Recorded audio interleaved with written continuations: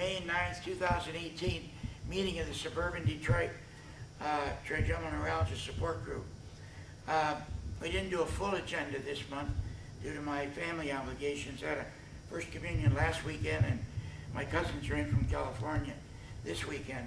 But we do have Dr. Murali Guthikonda with us. He's got held up down at Harper Hospital. He'll be with us shortly. A lot of new items I brought in this month. The opiate issues, which we'll talk more about during the meeting. The cannabis, marijuana issue, and then lasers. Dr. Casey's given me some good input on lasers that I can share with the group. Anyway, we'll go on as though we had a normal agenda, and we have one new member here, at least so far. We'll get into new member introductions till Dr. Guthikonda gets here. Okay, sure. Okay, we have one new member with us so far tonight. It's early, traffic's bad here in Detroit. We've got Brian from Clarkston. You want to give your name and some of your history, Brian? Well, my name is Brian Harrison, as you said, from, actually I'm from Ortonville, which is right near Clarkston. Yeah. And I came down with trigeminal neuralgia a little over a year and maybe 3-4 months ago. So I've been dealing with it about a year and 4 months. I have atypical trigeminal neuralgia. That's both what Aaron and I had, so. You know, it started, as everybody knows, with just some numbness in my head and and then it went down into my teeth, and there's no doubt in my mind that is what I have. Did a doctor diagnose it, Brian? Yes, it was diagnosed. You know, they gave me every test. You know, they did all the MRIs and all the. They did a biopsy of my artery in my temple here, and. Who's they? Well, I was sent to a specialist to do the biopsy on the artery of my temple. Was that a neurologist or a neurosurgeon? It was an ear, nose, and throat ENT. specialist that did that. Whereabouts? What hospital? It was done in Bloomfield. It wasn't done in a hospital. It was done in a clinic. The reason I'm asking is because we've got some people that are specialists that really deal with trigeminal for a lot of years and a lot of patients. That's why I asked. Yeah, well, I finally, once everything else was ruled out, once my teeth were looked at, once my temple artery was looked at, once all these other scans were taken, then of course I did go to the neurologist, and I tried a couple different neurologists. Neither were what I probably would consider specialists in this with this problem, but and I've actually seen 3 different ones. The newest one, I can't, quite frankly, I've only seen once. I couldn't tell you what his name is. Yeah. What hospitals? Yeah. Well, he's out of a small clinic, a small medical building, not a hospital. He doesn't have rights to well, he wouldn't operate anyway. Right, he wouldn't operate anyways, and he was very helpful. At first, I didn't think we had enough chemistry to work together. I saw a second one. I didn't think he knew as much as I was hoping he'd know, so I went back to my other neurologist. Give us your initial symptoms before you were on any medication. Go back a year if you can. Well, my symptoms, my main problem is my teeth, my top. Did you have a dental issue that you had surgery or something to cause it? No, but interestingly, like cleaning or something? No, it just feels. I'm sorry, I didn't even underhear the question. Did you have any kind of cleaning or something even beforehand? Or no, I mean I've scraping. I generally always had my teeth cleaned at least once a year, but I hadn't had any recent medical or dental work or cleaning or anything. We're looking for potential well, I'll tell causes. you what might be what I feel, Yeah. and I'm not a doctor, but what Yeah. I feel, and I've had multiple Mohs surgeries. What surgery? Mohs. What's that? Mohs is is a special type of surgery used to remove basal cell or squamous cell cancer on the head. And That's it's all external, Like right? skin? yes, and the way it's done is it's done by taking layers at a time, and then the layers are examined by under a microscope, and then if more needs to be taken off, they remove more, and it's done that way so that they don't have to remove any more and leave you any more scarred up than absolutely necessary. Well, we'll have to talk with Guthikonda about that. Well, But did the pain come about right after one well, of those? what's really interesting is while I was still within days of having the surgery, the last surgery, which was right here in this side of my temple, I mean, very close to where the pain all stems from. Within two days, it may have even been the next day, I called the doctor that did the Mohs surgery, and because I was getting what I would call regular trigeminal neuralgia. I was getting the zinging that everybody says when I was getting that shooting, that it was so weird, it was bizarre, and it scared me enough to call him and question him about it, and he said, well, that would, don't worry about it, that would have nothing to do They all say with what that, we yeah. did, Yeah. and that went away. That did go away. That did not continue. And When they were the That's sharpshooting? yeah, it was. Where were they? Up there in Yep, B1? it was all in here. It B1, was yeah.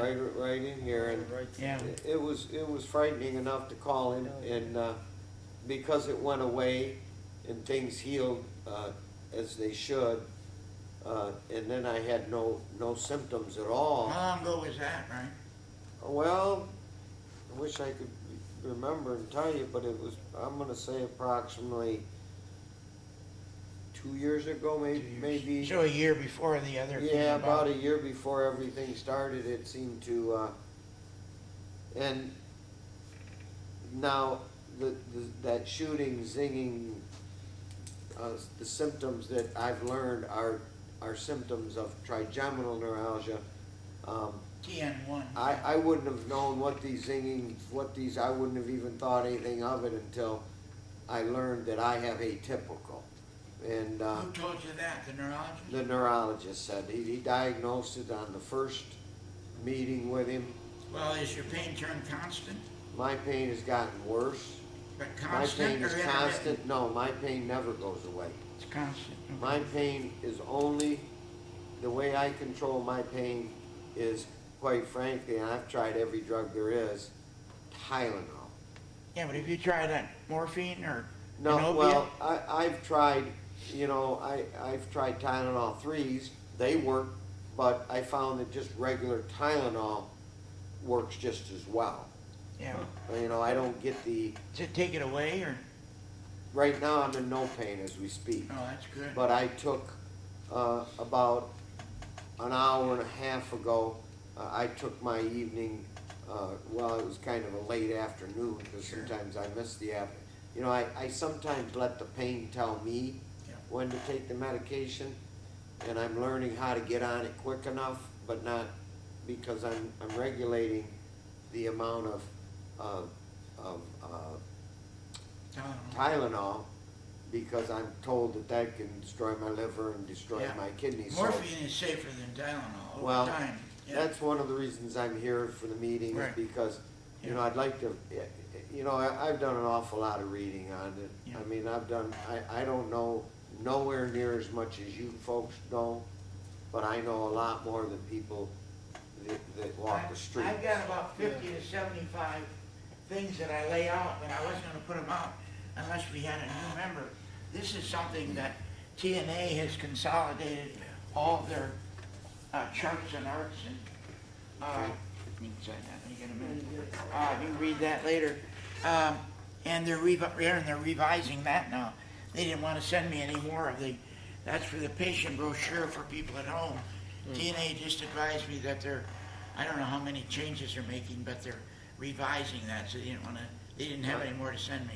My neurologist right from the very beginning told me he did not believe in prescribing any type of opiates They don't. for They're not facial, educated in for, it, for facial pain. Right, that's a last resort. Well, That's a last and resort. quite frankly, I'd prefer not to take them. Right, right. I'd prefer to take the Tylenol, but I also don't wanna destroy my liver, Right, you'd like to keep your Exactly. and liver. I You don't gotta wanna keep that. destroy my kidney. Yeah. How often are you taking Tylenol every day? I'm, Right. I'm taking it daily and I'm trying to keep it under 3,000 milligrams, but I let my pain decide. Make sure we talk with How Guthikonda much? about, 3,000 3,000 milligrams. that's a lot. a day?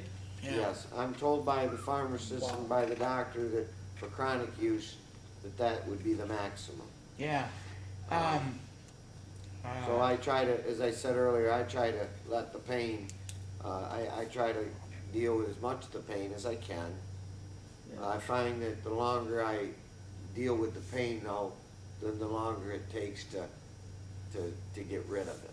Yeah, you kinda wanna, if you can catch it before it gets bad, Yeah. then, but that's easier said than done. Well, I can catch it usually, but again, I'm just trying to minimize the Tylenol. See, the theory is taking the medication before you get the pain, is what Aaron's saying, Right. is the best way to do it. And I've learned that because interestingly too, which I would share with other members to help, is I suffered from migraine headaches Oh, okay. since I was 12 years old. Yeah. I have taken Tylenol 3s since I was 15 years old. Wow. When the trigeminal nerve came about, I no longer got migraines. Oh, Huh. I get no switched migraines. over, Huh. huh? And I don't need to take the Tylenol 3s. Yeah, yeah. I made sure that I only took them at the onset, the very onset of a migraine. If you know, a migraine, your digestive system doesn't work Oh, if you're having a migraine. I learned that when I was 15 Oh, years old. really? It Wow. does, you can take, you can give me the strongest pain medication orally, but your digestive system will not digest it, so it does you no good. Oh, So I started using an Imitrex injection if I can't catch the migraine soon enough. yeah. But again, the migraines went away. I would gladly deal with the migraines because I learned how to deal with them with the Tylenol 3s. yeah, And just by getting on the pain immediately. Yeah. And I wish our co-leader was here. She won't be here tonight. She's a former nurse and dental assistant, but she knows more about the medications than I do, and she's got the PDR, and I know 3,000 is a lot. You've been taking those from such a young age. Have they ever shown any problem with your liver? no. Do you have it checked? that's Well, I see my primary care doctor. He does blood work, and the neurologist told me that would be the way to Right. be checking it. I asked him in my last appointment, should we be checking my liver, and I'm gonna discuss that more with my primary care doctor. Oh, hold on. Yeah, I there's- am scheduled. I was actually hoping tonight to get some information about a treatment that a doctor is scheduled me for. I was not referred to him by my neurologist, but he wants to, or suggested injecting some type of a block, a nerve block, to a nerve in my face. It's Was a it temporary. glycerol by chance? Well, I don't know. Glycerol? I don't know, Yeah. to be honest. I don't know. I mean, See, they normally I don't didn't- use It was that a for temporary- true This is a temporary, atypical. this was gonna be a temporary block. Yeah. It would only block my pain for 6 to 8 hours, and then It's a diagnostic it tool. was a diagnostic Yeah. tool. Yeah, let's ask doctor about that. What I'm interested in, and I've heard already tonight, is there's a difference in cranial nerves and spine nerves. And the reason that I'm at this particular doctor is because I know someone they're doing that to help his spine, and he's getting results. So. Doing what, that same block? They did the same block, took 2 times to figure out where to permanently Problem block was. it. Yeah. And I believe they have now permanently blocked See, it. if you have true atypical, I don't think any of those are recommended for atypical. That's what I Not the remember rifaximin. reading. none of the rhizotomies or the percutaneous procedures had any positive results. Most, or some had negative results. I remember from reading Dr.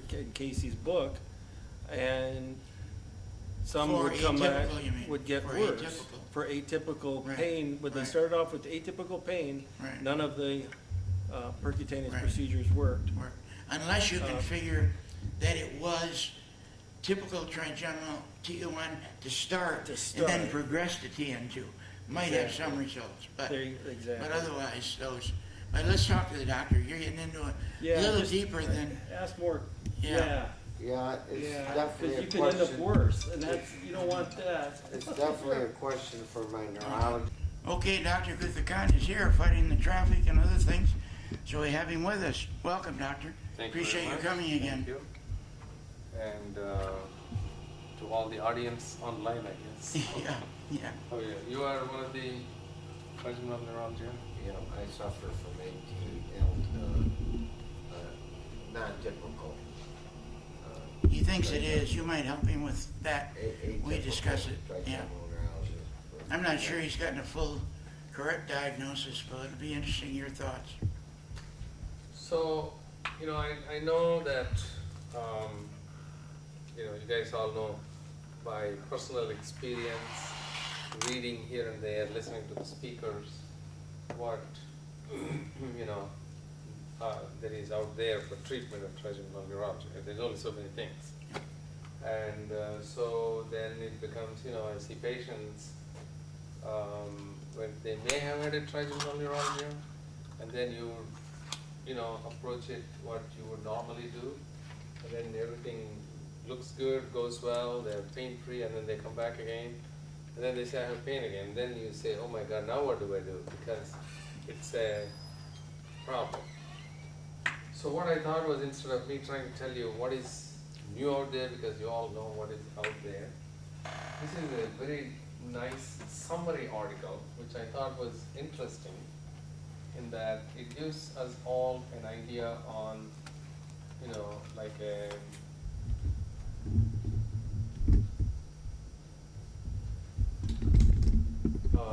basically it's like, you know, multiple physicians. As you can see, one of the persons who is on this board, I don't know all the guys, except Kim Burchill. who's a Dr. nurse, Hofsky, I've met him. Yeah, from Oregon Health Science. And Dr. Zach from London.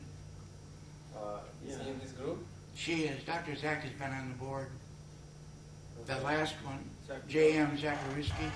We call her Dr. Zach for short. Oh, okay. So this is from the American Academy of Neurology guidelines paper. So that's what I thought kind of interesting to see what the guidelines paper talks about. So they they have 6 questions here. Okay. So let's go through one at a time and see how these kind of review kind of adds up.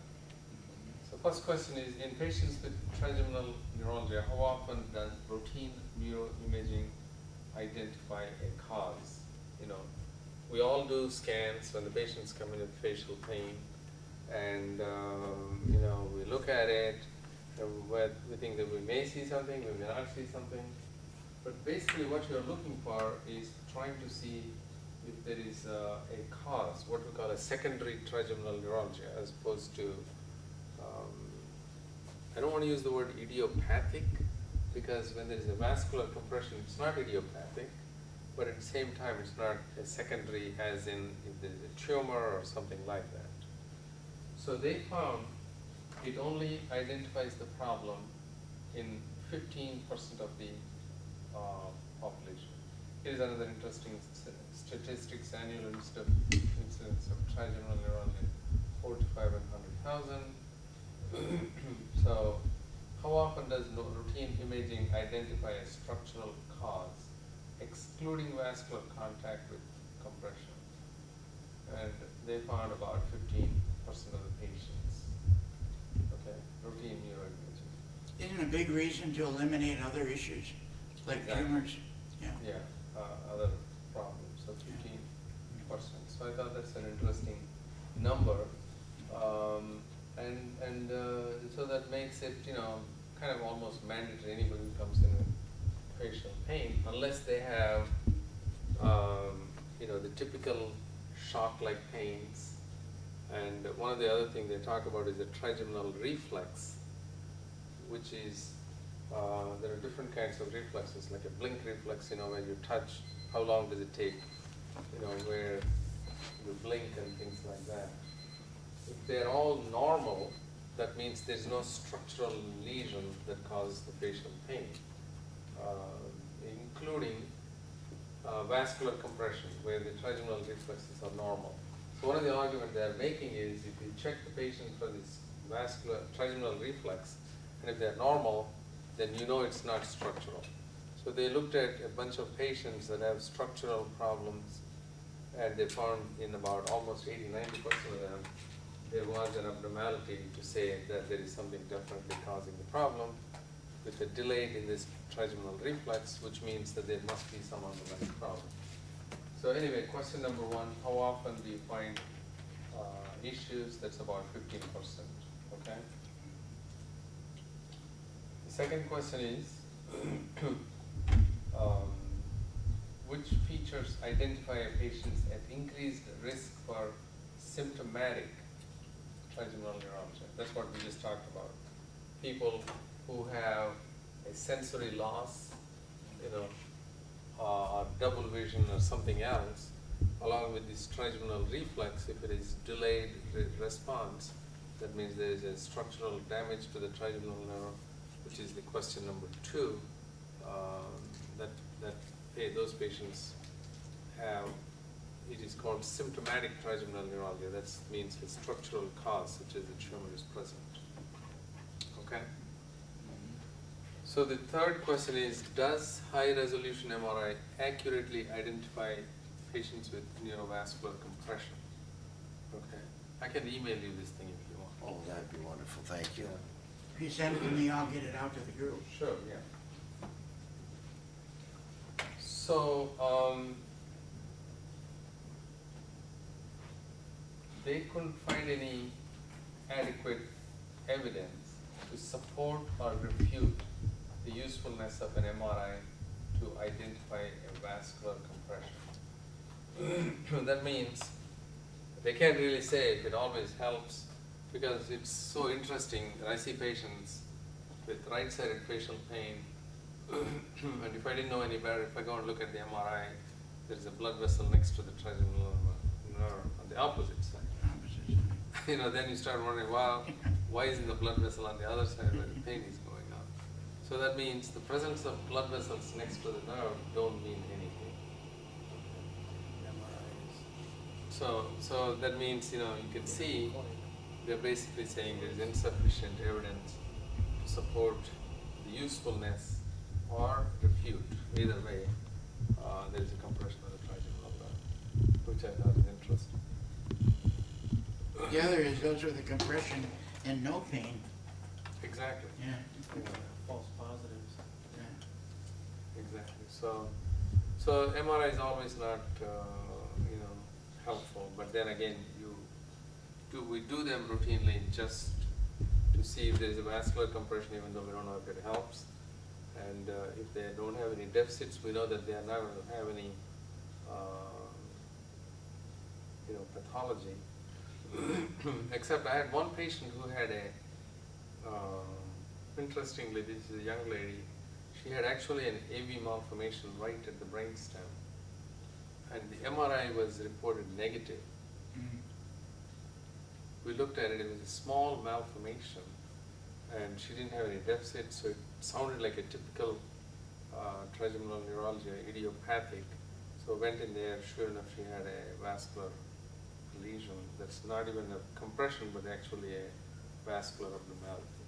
So we ended up taking that out, which left her with some numbness and all that, So But did it have any positive effect on the pain, reducing the pain was gone, but she was left with numbness because of the removal of the vascular malformation right at the brainstem. You had to remove material. Exactly, right at the controlled injury. So, question number 4.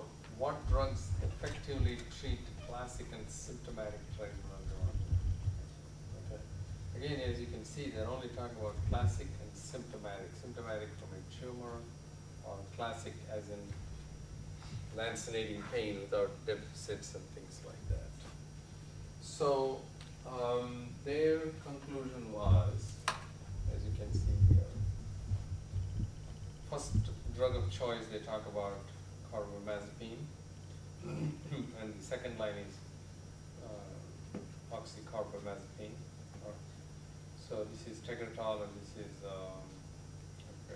Trileptal, is that Trileptal? Trileptal. Okay. Should be offered for pain control, whereas, and then they go on to say other drugs, baclofen and lamotrigine, may be considered useful. So they don't talk about things like Neurontin, you know.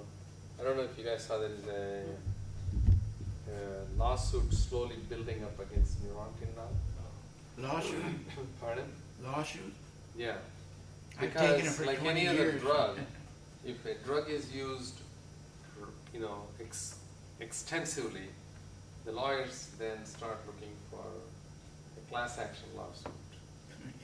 For You know? off-label uses, right? Yeah, exactly, because the patients having side effects and all that. I just saw it like a couple of days ago.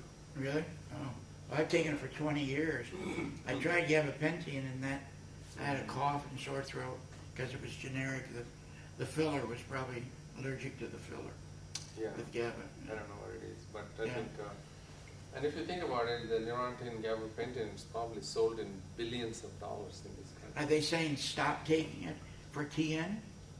No, they're not saying that, but in this paper, the 4 drugs that they recommend, Right, right. because beyond this, they are Yeah. saying there's no point in going for drug Got it. treatment. Got it. You know, those are the 4 drugs. Beyond that, Beyond those 4 no other drugs. drug treatment. I understood you to say. And this is classic TN or symptomatic TN. Mhm. So What this about is- atypical? They don't talk about atypical. This is not atypical. It's strictly classic. To atypical, then you are going to end up with things like Lyrica, Neurontin, LSO, Okay, all those been there, that's, Tylenol. things. well, I found Tylenol, Mhm. everything that I've there, taken, You're way out there. over-the-counter Tylenol Mhm. is helping me tremendously. 3,000 milligrams, I know we're getting off, but we have to get to it at some point. He's been taking 3,000 milligrams of Tylenol a day. How long is his liver going to last at that? It's a major problem. Yeah. I think they try to restrict or recommend no more than, 5 tablets or 10 tablets a week. A week. Per week. Of how much per tab? So we're like 300 or 500 milligrams. 300. Yeah, it's definitely So he'd be taking 10 a day at 3,000. it's pretty high Yeah. potential for liver problem. So these are the 4 drugs they talk about. And then, when should surgery be offered? So that's going to be,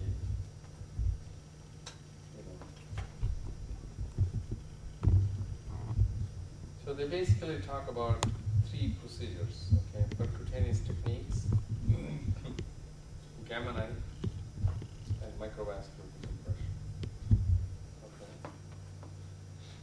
The role of surgery versus pharmacotherapy, that's the drugs, remains uncertain. So they can't really say one way or the other. So let's look at this one table, which I thought was very interesting.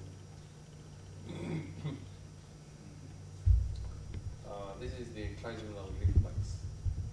Okay.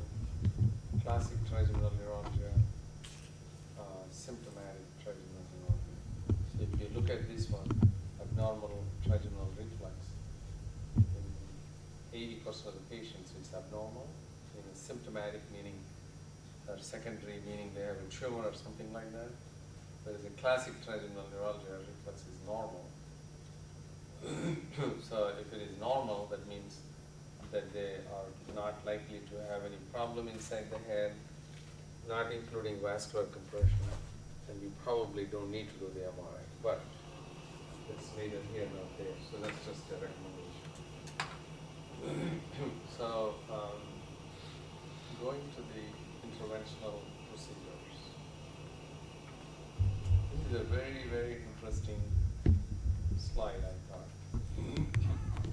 Complications of surgery. They included all three: percutaneous procedures, microvascular decompression, and gamma knife, all three. They looked at what are all the things that can go on with all of these. So, let's look at the problematic side effects. Like here, anesthesia dolorosa. Yeah, I don't know if you guys know what that is. Corneal numbness. So basically, this is where you lose the sensation, where the nerve is destroyed. Okay. And if you see, this is the light bar, which is the percutaneous procedures, which is the radiofrequency rhizotomy or balloon compression, where you are destroying the nerve. So you can see those are the ones that have the highest incidence for some major problems. Okay. Glycerol injections. Including glycerol injections, glycerol, balloon, and radiofrequency. So this is a complication that is dangerous because it's like you are at a dead end. In anesthesia dolorosa means you have no sensation and yet have severe pain. Painful numbness. Yeah. Pardon? Painful numbness. It's not even numbness, it is complete loss. Oh, If you take a pin and prick, they can't even feel anything, Yeah. and yet they have the most intense pain. yeah. So that's the worst. Some of those patients, I've seen one patient, he basically went on to have his eye removed. Hmm. Completely remove it, radiation. Isn't what they're suggesting I do? No, No, no. no, God, no. Not in my- This is all classic No, this TN. is- Yeah. No. This This is is all- I'm just for trying to classic find TN. out This is not for the what- side effects for radio frequency and things like that. That's why more people are hesitant to do the, the radio frequency and balloon and things like that, as opposed to microvascular decompression and gamma. Okay. We found over the years on anesthesia dolorosa that opiates in some cases will help if you're willing to prescribe it. Not you, but So, if the so doctor. you can see the gamma knife only has, a little bit of sensory, but it's not as bad as the percutaneous procedures. You can see the bar just stretches out. Okay. So basically, you can see microvascular decompression. You have CSF leak, and you can lose hearing in a microvascular decompression. So this is a good slide in terms of what all can happen with each individual procedure. But having said that, if you want to look at the outcomes, okay, ultimate outcomes,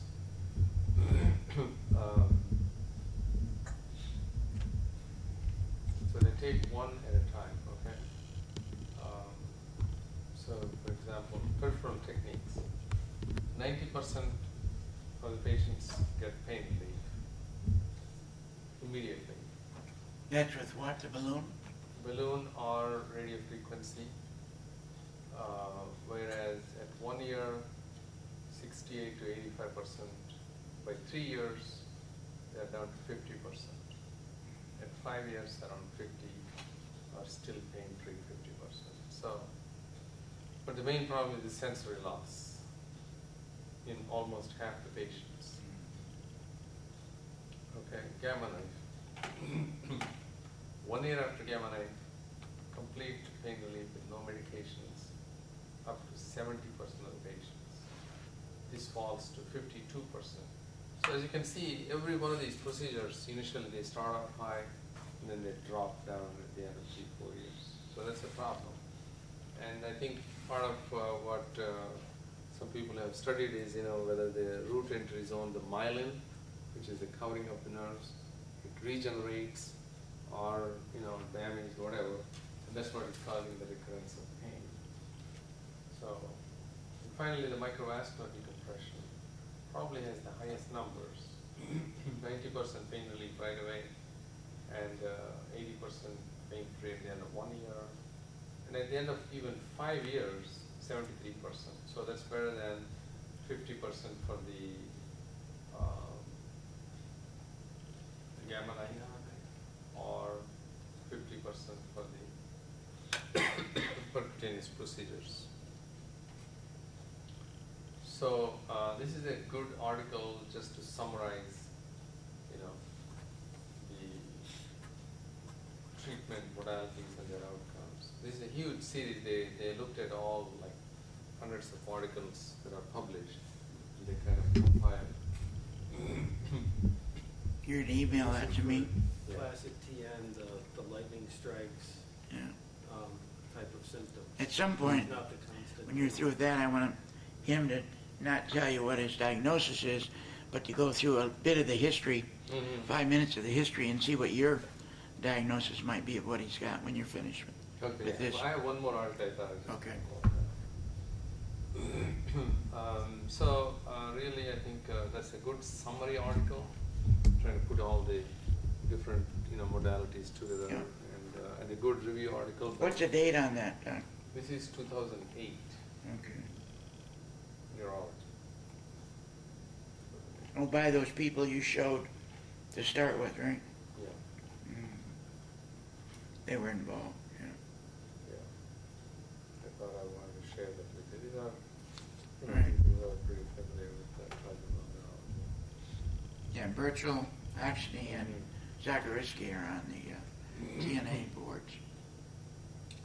So it's a problem, what do we call it, orofacial pain. I just want to share an video with you, and then we'll go back to the other article. Okay. So this is a patient who came with the facial pain. So we are extremely ecstatic. Why is this not showing?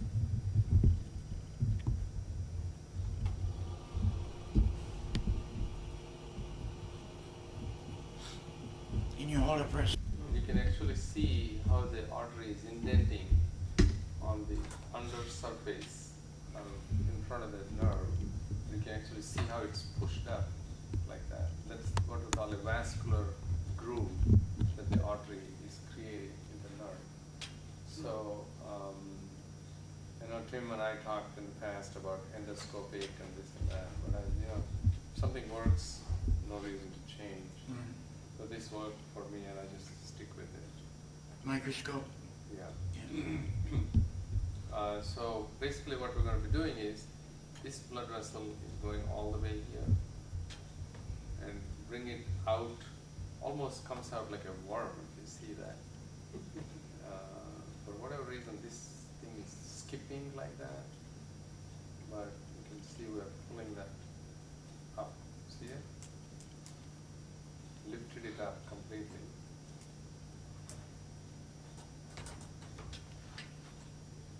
Maybe And try starting it from the beginning again, and it seemed to I work think there for a what this second. is, the reason is that what they have here on this computer is,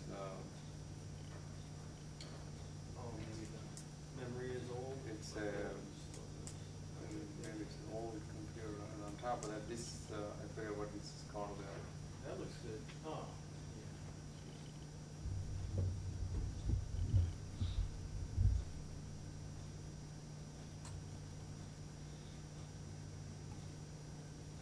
Let's see something else.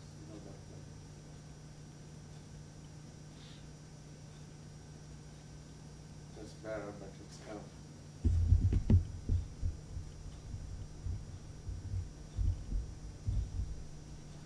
It's continuous. It's a different program. VLC, it's called.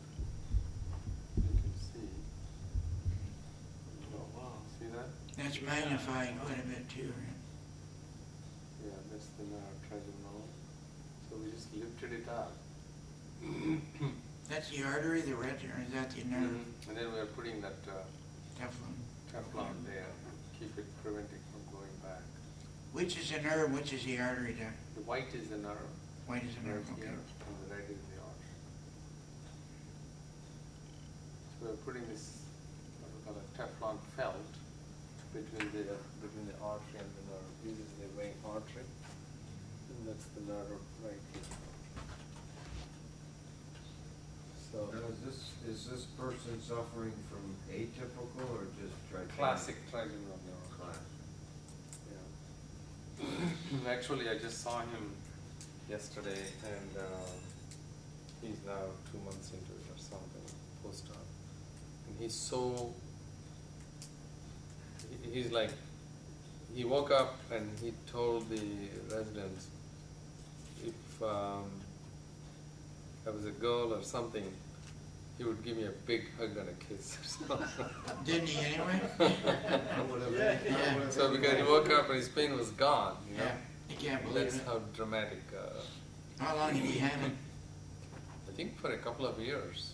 Are you of the theory that Janetta had that the longer you let it go, the more it may turn into atypical? I think so, yeah. To me, best way to handle surgical is, if it's really classic trigeminal, to operate within 6 months. Yeah. Within 6 months. If Of it is onset. drug failure. If the drugs are helping, you can stay as long as. Yeah. If the drugs are not, 1 or 2 drugs are not helping, you may as well consider surgery. Right. Is surgery available for atypical? Well, it all depends on when you say atypical. Did it start off like atypical, or did it become atypical after some intervention? No, it started out as atypical. Okay. Well, So, I'm so not then sure. the question then is, you have to really ask, who made the diagnosis of atypical? And when you say atypical, there's no test that you can do that tells you, oh yeah, I took an X-ray, this is atypical. Right? So you need to try and figure out what description of pain you have. if you go way back, excuse me, we spent about a half hour on that. If you go way back to the first time it happened, 2 years ago, not 1 year ago, Right. I thought you had I- shocks at that point. I felt the shocks only for 1 day. Tell them what caused that. It was it was a day after I'd had Mohs surgery. And I'd had I'd had multiple of them done, but it was one that was done right here in the Where area. is the pain though? Right in this area. Okay. My teeth, my eye, and in my ear, down into here. 2 years ago, after the Mohs?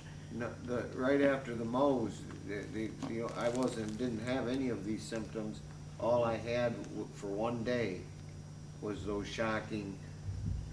I called my doctor to ask him because it was frightening, and he said not to worry about it.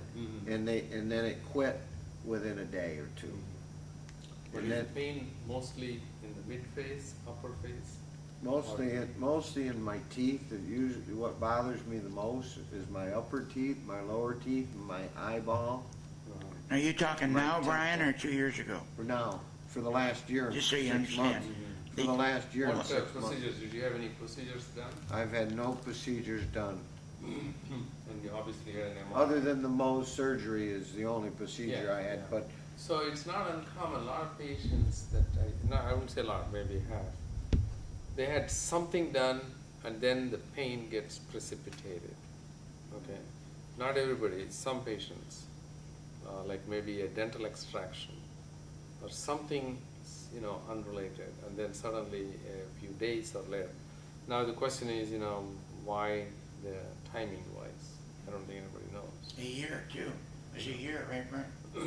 A year between the yeah, Mohs. it was quite a while after the Mohs Yeah. that So it just may be one of those, fluke that you had this done and then you develop this pain. it could. Is there a lot of pain in the ear too? Yes, Inside the ear or not necessarily inside the ear, mostly outside the ear. outside? And they know it's not TM joint problems. Right, they've ruled that out. They've ruled that out. I've had all my teeth examined.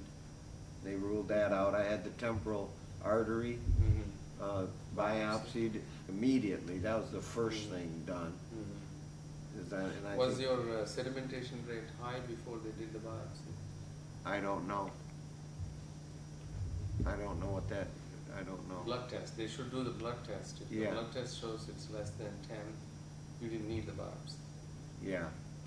See, all these, I think my primary care doctor did the biopsy immediately just because, to rule that out immediately so that the effects of that, which I'm told could be blindness, so you wanted to rule that yeah, out but I immediately. mean, the question is, did they do a blood test before they went I to think jump they, in? I believe they did. I'm certain they did, I just don't know what the levels, I don't know. Yeah, unless it's like 60 or 80 or something, I wouldn't. You wouldn't have even done the biopsy, well, What Now- was the biopsy done on? Was it Artery. on the skin? On the Or- artery. temporal, On the on the temporal temporal, artery. temporal artery, Oh. How big an incision did they make? very small, very small. Now they're talking about doing another, what's the name of that procedure? Procedure that they've talked about, and it wasn't recommended by my neurologist, it was just recommended by another doctor that I seeked out for pain, and he wants to put a temporary 6 to 8 hour block on one of the nerves to see if that helps. And to try to figure out which nerve he wants to start by deadening it or blocking it he said that effect will only be about 6 to 8, 10 hours. But if we get relief from that, then he could go back and target it again with a more permanent block. So the problem with any permanent blocks, any permanent drug, injections or anything into the nerve is what? You're going to kill the nerve, and that's going to leave you with loss of sensation. So that's why I really, I talk to a pain specialist, say, what can you do? And, everybody is at their, wit's end, because you can't really inject any drugs that will kill the nerve. Because any drugs that you temporarily block will give you temporary block, but then what is the follow-up? You can't go in and cut the nerve. You can't go in and inject something that's going to kill the nerve, because you're going to lose sensation in your upper teeth, because now you want to eat, you can't feel half the mouth. So that's why I think any destructive procedures to a nerve itself is something that I would never recommend anybody to have. Unless somebody has a cancer, it's a different story. Now you're talking about somebody who has a cancer pain, where the cancer tissue, like the maxilla or the mandible, invaded by the cancer. So it's not curable, so you may as well cut the nerve, you lose the sensation, so what? You know what I mean? It's okay, but for a benign pain, I would never recommend blocking the nerve or damaging the nerve. Even for 6 to 8 hours. But you Sounds can like a do it for 6 diagnostic to 8 tool. hours, Yeah. but then what are you going to do afterwards? Yeah. Right, what's the point? It's a diagnostic tool. I think two did But that to me what's the diagnosis now? 20 years ago. Two did that to me in Cincinnati. Yeah, I understand. Putting the nerve into the nerve and doing that is gonna, You can inject it's a little bit. destructive Yeah, as well, temporarily, right? yeah, okay, you blocked it, and then what? Does that tell you something? Is the It question. doesn't tell me anything. Doesn't tell you anything. You're going to have pain relief because you have an anesthetic. Would it tell him which nerve V1, V2, Well, you V3? can listen to the patient. If it's in the upper jaw, it's V2. Yeah. And It's this is a forehead. pain specialist that probably isn't familiar with TN, right? I'm sure they are. Is this pain So, specialist an expert in TN? He's not what I don't really know if he's an expert, but he's, So anyway, we Okay. can finish this video. So that's the artery separated completely. I don't know, that thing shows a little weird, but Back to his, though, Doc. With what you heard, is he TN1 or 2? Classic or atypical? atypical is if it goes across the midline, then there is no nerve that crosses the midline. Okay? If the pain is kind of going more into the neck, they call it atypical. If it's confined to mainly just the nerve distribution, then it has to be considered as a classic, but not necessarily the lancinating excruciating. From Burchell's description, if you recall, There are 2 or 3 different kinds of pain. Yeah, seven in total, including classic. Something that crosses the But it midline. never should cross the midline. Mine never crosses the midline. That means But it's what- trigeminal neuralgia. Classic one then? Yeah. But what could cause something to cross the midline? That's why they call it atypical, meaning there's no anatomical explanation. You know, some patients Let's just see. have So pain the old all AT over. So the old ATN, I guess, doesn't apply. I'm not. We just said it was familiar, constant pain was But atypical, it's constant. is what Women we and I both said. have constant pain. And it So at some point, I can be think variable the in intermittent intensity. pain can become constant pain, even in a classic trigeminal neuralgia. You know, I mean, just having seen the Over patients, time, yeah. that's Over my time. observation. But Yeah. see, Doc, mine was from an infected root canal. Infection went into the sinus, all on that side, 20 years ago. I had some shocks, but it was mainly the constant pain that was bad. And it ate through, and it hit in-forward off E2. So See, everybody's there's a called that difference between, atypical, or NFP, one of the is other. the pain arising where the, you know, you saw that video, arising in that location, or is the pain arising after the nerve left the brain, went through the bones of the skull base into this area, and now you have, for example, the peripheral nerve damage, which is now causing the pain where the nerve is damaged, Right. as opposed to problem being up at there, you, right? So this is trigeminal neuralgia, and this is all facial pain. So you don't Neuropathic wanna- facial pain. You maybe. don't want to call this trigeminal neuralgia, which resulted from either root canal Yeah. or, you know, whatever else. But see, I had some See, shocks the trigeminal and neuralgia is not the same as facial pain. Right. Facial pain can come from numerous things, Yeah. right? Like I saw a lady about a couple of months ago where somebody went in and drilled into the mandible. There's a lingual or inferior alveolar nerve that comes to the front teeth, which is a branch of the mandibular, the branch of the So Yeah. after they went in and they injected, cut the nerve partially, now she's got pain and facial numbness and this and that. So it's not trigeminal neuralgia. Right. It's a Yeah. pain related to a nerve injury. What do you That was do? a Do you facial do anything pain. for that? Do you have an answer for that? No, You don't? I don't Okay. have an answer. I mean, you know, you can go in and explore. It's not any. I have never done it. You know, I was kind of always interested because you can actually see on the X-rays where the nerve is going through a little tiny hole in the mandible.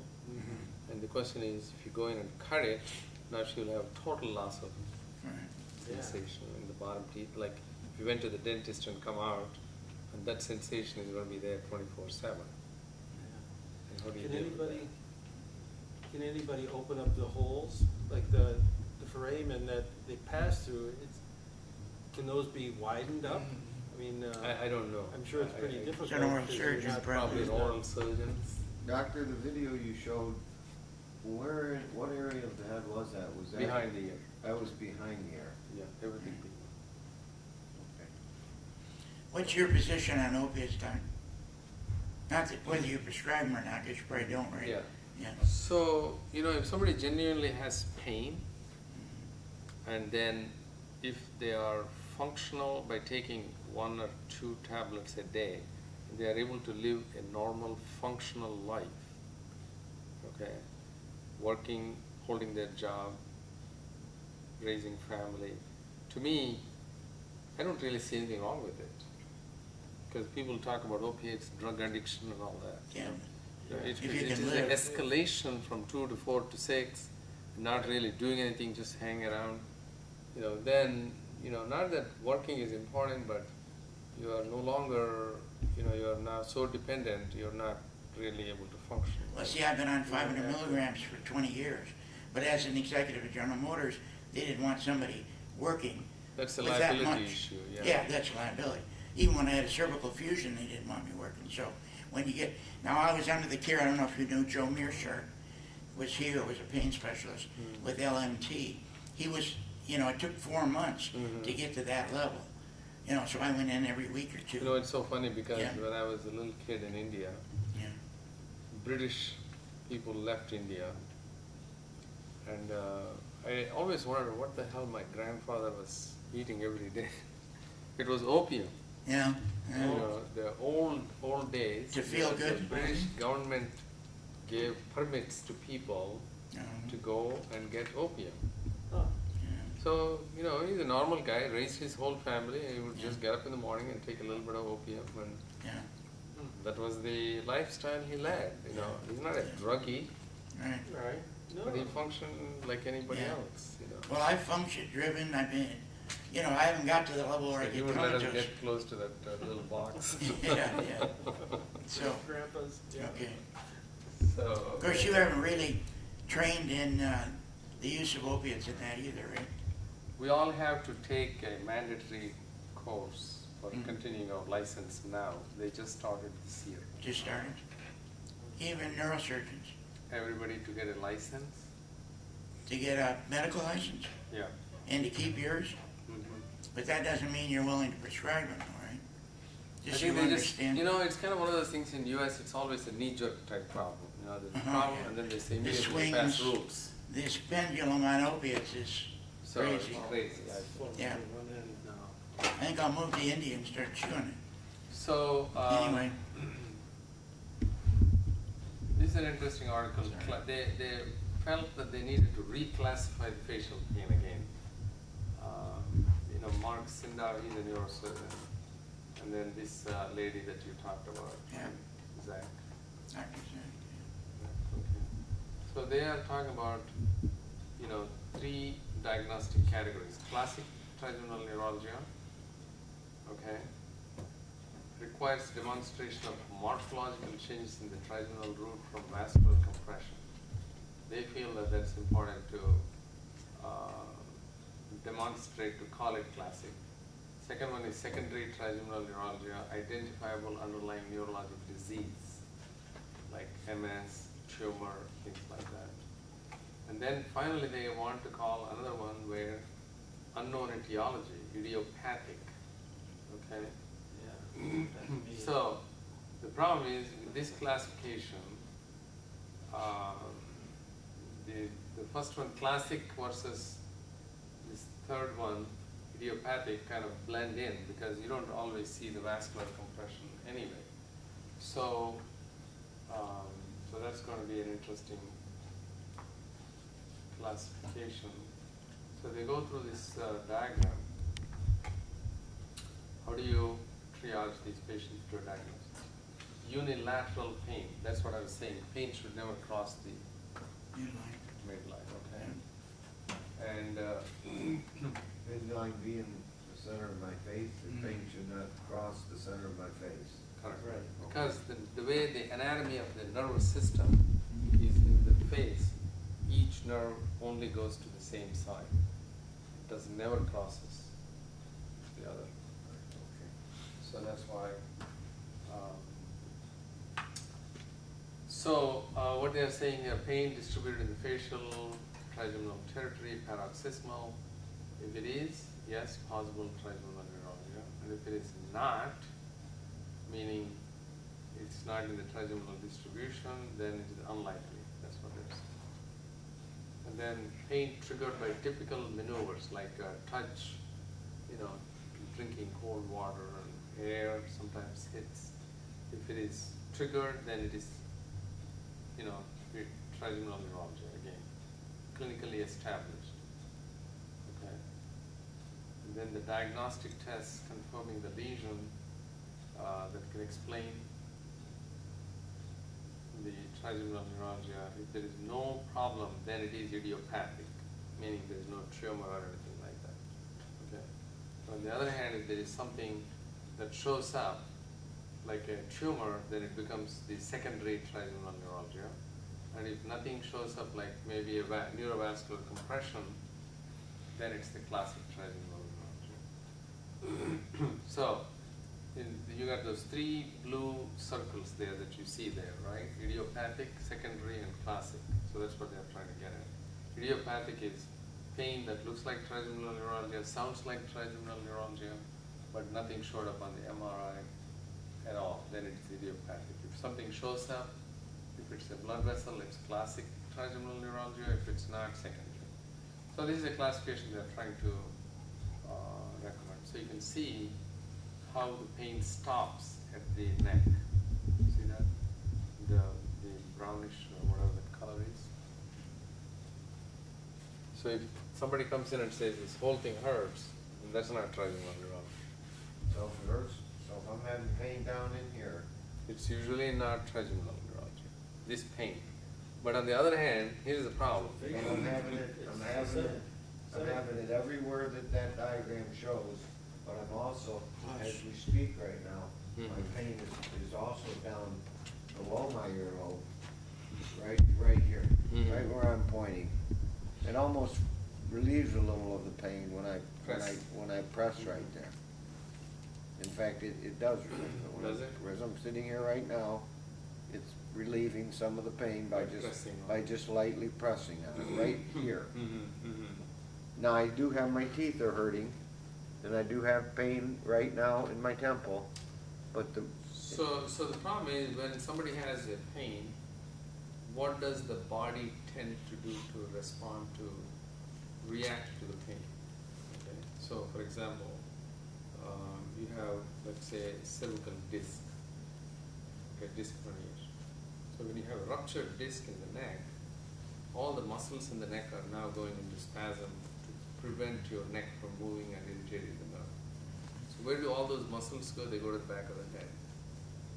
So now, even though you have a ruptured disc, we see a lot of patients with pain in the back of the head, and then that goes to the front of the head. wow, that's interesting. Okay? I've had that twice. So the pain can go all the way to the back to the front. Now, I mean, just, going further, the muscle here gets so fatigued, patients come in and they say, I'm getting blurred vision. Why? Because they are constantly contracting that muscle. So now you are completely throwing yourself off from a neck pain to a blurred vision. Oh my God, I have something on my optic nerve. Right? Yeah, you got another So it's really not even, nothing wrong with the eye or anything like that. So some of these could be secondary protective mechanisms for pain that you have. Even when I don't have pain in the cervical area? No, we're talking about this. Yeah, but if I don't have the pain in the cervical area, Yeah. it could still be my cervical, it could be. No. People have cervical pain and this. And usually. that, Yeah. okay. Yeah.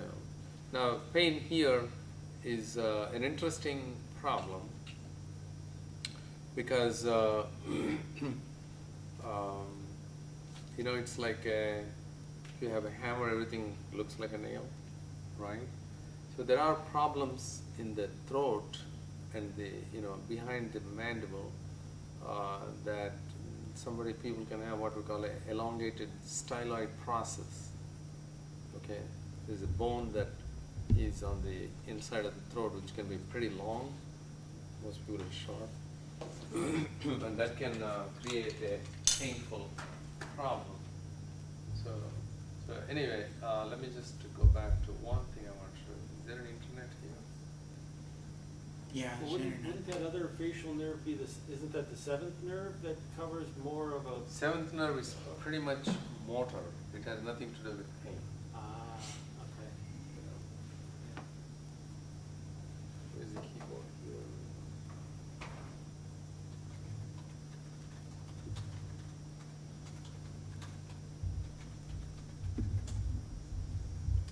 So this can cause what they call eagle syndrome. Okay. So there's so many things that can cause facial pain. See this facial pain due to elongated styloid process.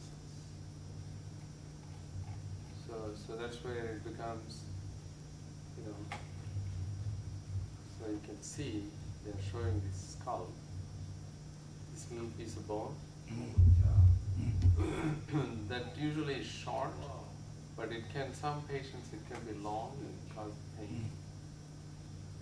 See when you want to go to a neurosurgeon, not a neurologist. Hopefully you understand that. See this? This is right behind the jaw where you are showing.